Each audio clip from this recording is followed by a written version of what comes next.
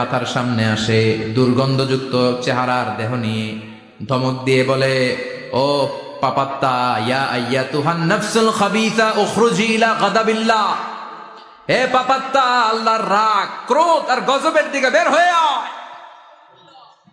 মুমিনের আত্মা বলার সাথে সাথে যেমনি মুমিনের দেহ থেকে বের হয়ে জান্নাতি কাফনের ভেতরে ঢুকে, কাফেরদের আত্মাও কি এরকম তাড়াতাড়ি বেরোতে চায় নাকি?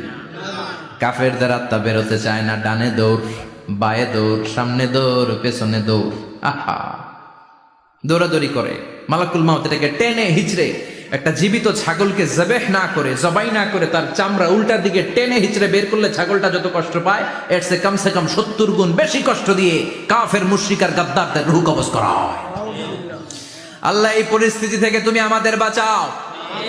মুমিনদের রূহ যেমনি কবজ হয়, ওইভাবে রূহ কবজের ব্যবস্থা করে দিও। ঈমানের মৃত্যু নসিব করে দিও।